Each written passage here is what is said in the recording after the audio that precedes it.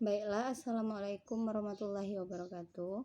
Perkenalkan, nama saya Fitratul Aini, saya dari kelas 6B PIAUD UIN Fatmawati Soekarno Putri Bengkulu. Baiklah, di sini saya akan menjelaskan materi tentang perkembangan sentra.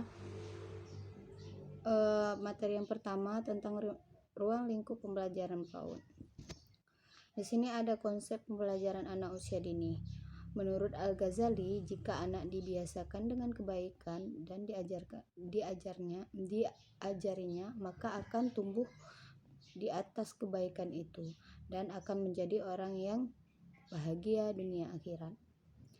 Al-Ghazali mengumumkan keadaan jiwa anak usia dini dengan mutiara yang indah, bening dan bersih, sedikit pun tak ada noda. Perkembangan dan perubahan perilaku sangat dipengaruhi oleh faktor lingkungan. Jadi, dalam pendidikan anak menjadikan suatu prinsip menjauhkan anak dari berbagai jenis lingkungan yang tidak baik, terutama sekali di lingkungan di dalam rumah tangga. Kemudian, pendidikan karakter. Menurut Ki Hajar Dewantara, pendidikan karakter adalah watak atau karakter dari segala tabiat manusia yang bersifat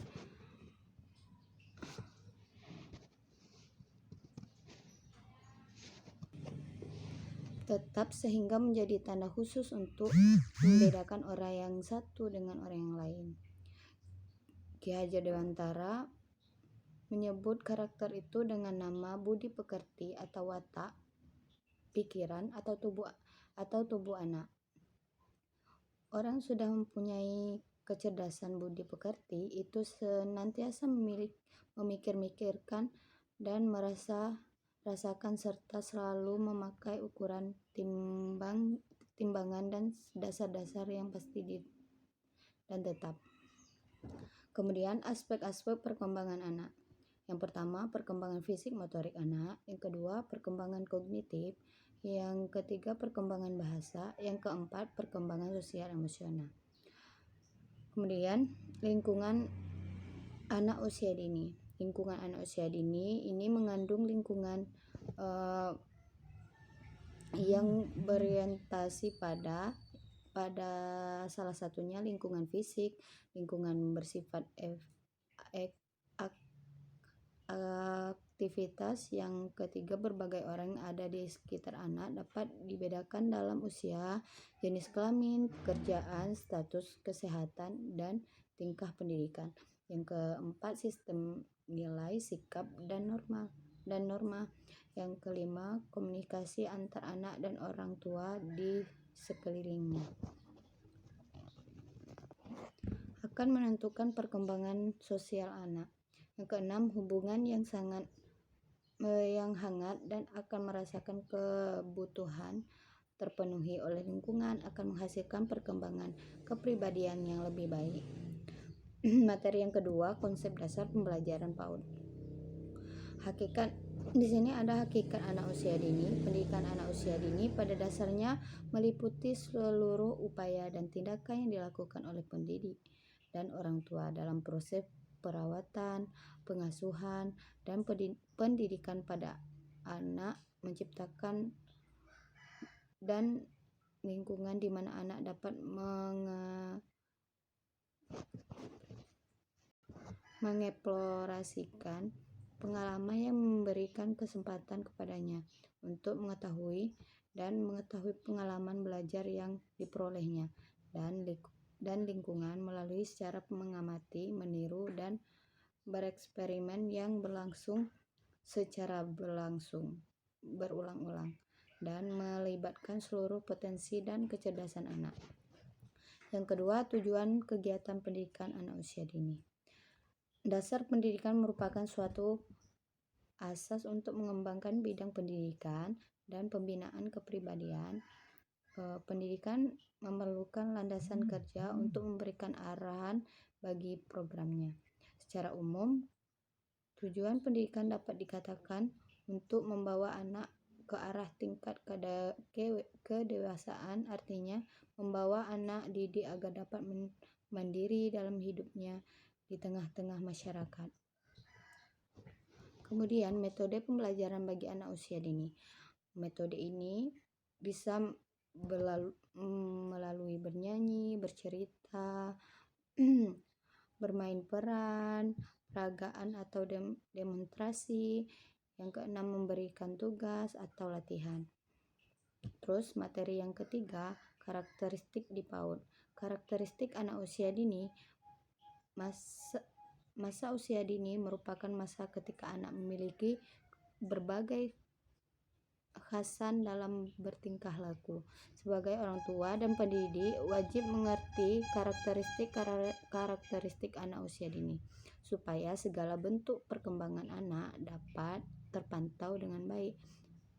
Di sini adalah beberapa karakteristik anak usia dini menurut berbagai pendapat. Yang pertama, unik. Yang kedua, egosentris. Yang ketiga, aktif dan energik.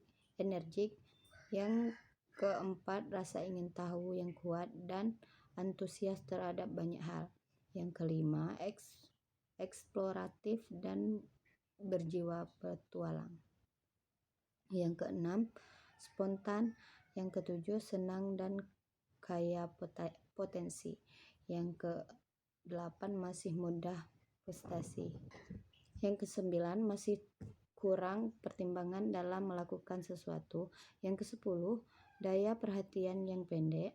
Yang ke-11, bergairah untuk belajar dan banyak belajar dari pengalaman. Yang ke-12, semakin menunjukkan minat terhadap temannya.